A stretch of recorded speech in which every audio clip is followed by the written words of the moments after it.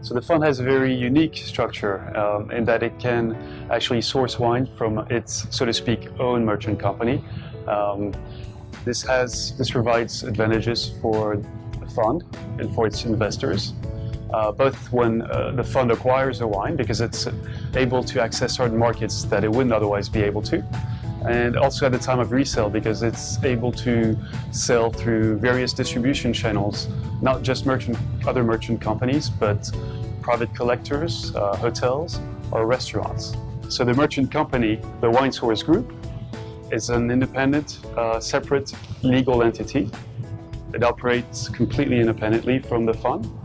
There is a director of the fund who has a vested interest in the merchant company. This creates a potential conflict of interest.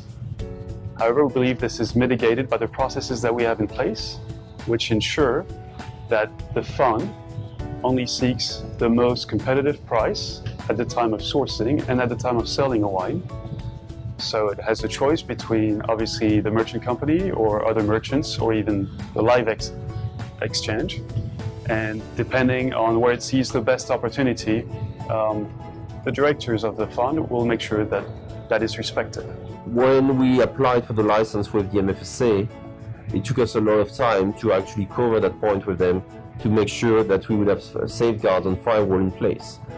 The way this is being done is when we buy wine or spirits, we'll always look at least at 3 sources, and we value them each month.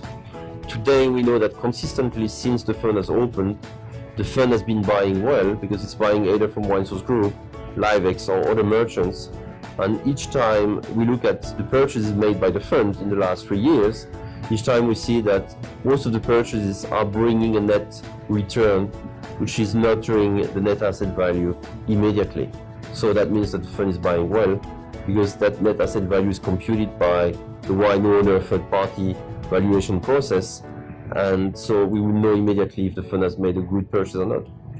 What I can say, if I put for 1 second my hat of Wine Source Group CEO, is the net margin that the group takes, and this is something which is audited and reported yearly to Deloitte.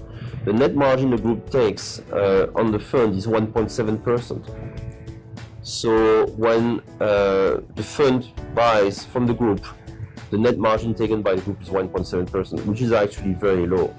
To give you an idea, when the fund buys on LiveX, the fund pays 2% commission to LiveX for that purchase.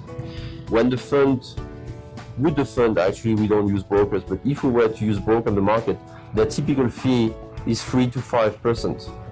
So we know that today the fund is getting a very good deal financially, and this is where you see it in the returns.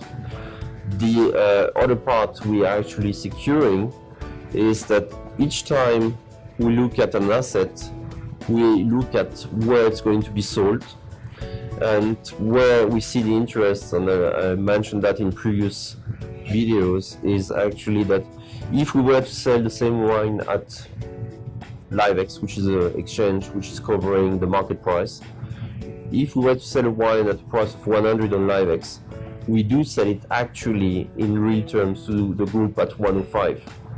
And the group, because of the provenance and the quality of the storage, is happy to pay the 105.